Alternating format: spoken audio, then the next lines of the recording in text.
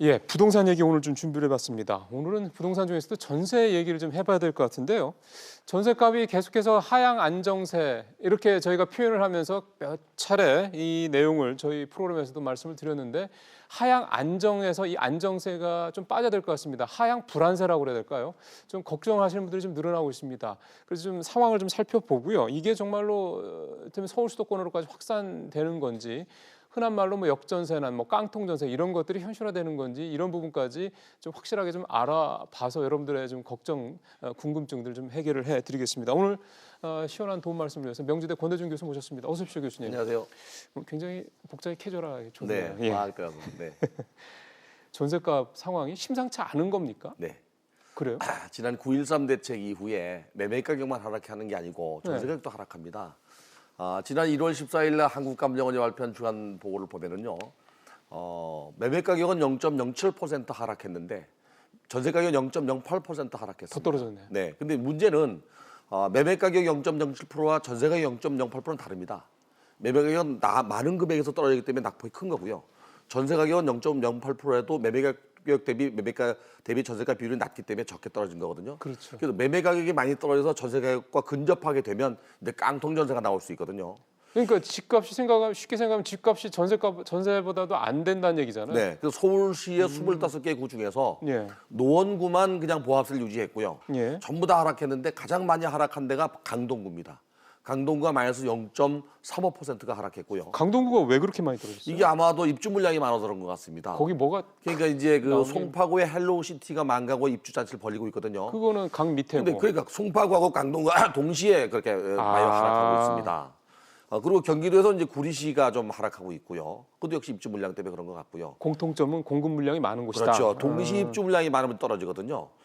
그리고 이제 서초, 강남, 송파 중에서도 서초, 강남은 오히려 더 거기에 비해서는 적게 떨어졌어요. 입주 물량이 좀 줄어들었다는 얘기죠. 전반적으로 서울 시내 입주 물량이 많아지면서 전세 가격이 하락하고 있고요.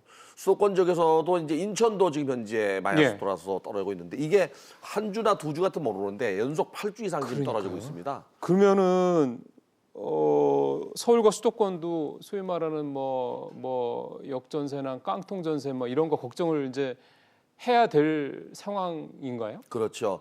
이제 매매가 대비 전세가 비율이 좁아지면은 이제 매매가 대비 전세가율이 높아져서 갭이 좁아지는 거거든요. 예. 이런 경우에 이제 전세금을 돌려받지 못할 수도 있지만 전세 가격이 계속 하락한다 하더라도 매매 가격 낙폭이 더 크기 때문에 이제 문제가 되는 거거든요. 그러니까요. 그래서 이런 현상은 아마도 정부가 대출 규제를 하고 이 그 부동산 시장 규제를 하는 한은 계속적으로 이어지지 않겠다는 생각이 듭니다. 이렇게 말씀하시니까 언뜻 딱 드는 생각이 작년 9.13 대책 직전까지 갭 투자 열심히 하셨던 네. 분들은 아유 이제 걱정이 등에 커지겠죠. 그냥 땀이 흐르실 것 같은데. 문제는 이제 지난 10월 30일부터 DSR 적용하고 있습니다. 그러니까요. 그러니까 일반 개인 신용대출도 어려워졌거든요. 주택을 가지고 대출을 받기도 어려워졌지만 신용대출마저도 어려워졌기 때문에 갭 투자로 투자를 했던 사람들이 전세금을 돌려주지 못하거나 좀 전세금을 준다 하더라도 2, 3천만 원 깎아주어서는 안 될 문제. 그래서 갭 투자가 점점 시장에서 이제 위험한 폭탄으로 돌아올 수 있다는 그런 시도도 있을 수 있습니다. 그렇게 되면은 그런 분들은 그냥 집을 내놓는 방법밖에 없는. 근데 이제 내놔도 지금 그 전세 금액이 그 매매 금액 좁아져서 내놔도 거래가 안 됩니다. 일단은 대출 규제가 너무 강하다 보니까 예. 집을 구입할 수가 없어요. 그러니까 무주택자 같은 경우는 집을 살 수 있는데 그렇죠. 지난해 12월 11일 날 주택 공급에 관한 규칙이 바뀌었죠. 그래서 무주택자에게 굉장히 유리해졌습니다. 신규 분양 시장이. 예. 그러다 보니까 재고주택 시장에 뛰어들어서 주택을 구입하려는 수요가 줄어들었죠. 김수현 경책실장이 주말에 기자회견한 내용을 들어보니까 아직도 서울의 집값이 비싸다라고 높다라고 그렇게 표현을 판단하고 뭐 또 다른 그 부동산 규제 대책을 예. 내놓겠다고 얘기했죠. 그러면 그 청약 시장은 뭐 차치하고 네. 기존 주택에 대해서 관심 있는 분들 같은 경우는 지금의 집값 하락세를 더 즐기겠군요. 그렇죠. 더 기다린다고 봐야죠. 그렇죠. 그러니까 그 수요가 점점 줄어들게 되면 예. 가격 낙폭은 더 커질 수밖에 없지요. 그리고 김수현 실장 말대로 뭔가 정부가 또 어떤 조치가 나온다 그러면 집값이 더 떨어질 가능성이 높다. 네. 이렇게 봐야 되는 거니까요. 네. 그럼 이렇게 되면은 왜 우리 작년 9.13 대책 내용에 그런 거 있지 않습니까? 그 전세 대출이 그 갭 투자에 악용되는 걸 막기 위해서 전세자금 대출을 이제 못하게 그렇게 그 기존에 집이 있는 사람들 같은 경우는 한 번만 연장을 해줘. 그 다음부터는 전세자금 대출 못 쓰게 만들어놨잖아요. 네. 그럼 그분들 같은 경우는 당장 내년 또는 내후년 정도 되면은 집을 하나를 팔아야 되는 상황이 되는 거 아닙니까? 다주택자는 집을 팔아야 되는데 팔지 않으니까 문제입니다, 이게. 계속 안 팔리니까 네. 문제다. 그래서 양도세도 문제가 되고요. 그래서 조금 숨통을 트여줘야 되는데 정부가 아직은 뭐 계속적으로 주택 시장을 옥죄고 있기 때문에 이게 문제가 되고 있어요. 그러면은 예를 들어서 정부가 양도세를 지금 그러니까 기존처럼 그러니까 기존의 양도세를 그대로 유지하고 내려놓지 않기 때문에 이 상황에서는 다주택자들이 일단은 버틸 거다 이렇게 보시는 거고요. 제가 볼 땐 버틴다고 봐야 됩니다. 어쩌면은 또 임대주택 등록을 할 수밖에 없는 상황까지도 몰고 가지 않겠나.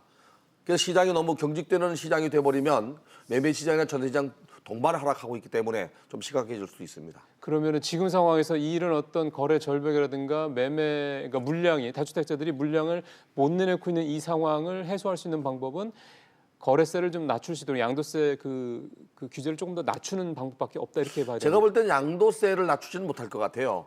이거는 투기 과일적으로 투기 지역에서 적용하고 있는 거기 때문에 그렇죠. 그래서 대출 규제를 조금 완화하는 방법. 어차피 뭐 DTI나 LTV뿐이 아니라 DSR 적용하기 때문에 자동차 할부까지 마이너스 통장까지도 예. 부채로 보고 금액이 내려갔기 때문에 조금은 완화시켜도 숨통을 틔울 수 있지 않겠나 하는 생각이 들어요. 알겠습니다. 이번에는 그거는 이제 집주인 얘기였고 이번에 세입자들 얘기 쪽으로 가겠습니다. 네. 지금 아까 말씀하신 내용대로라면은 뭐 소위 말하는 깡통 전세까지는 모르더라도 굉장히 임박한, 굉장히 사람들 불안하게 만드는 상황까지 좀 이 집값과 전세 가격 상황이 좀 갈 거라고 이렇게 보셨기 때문에요.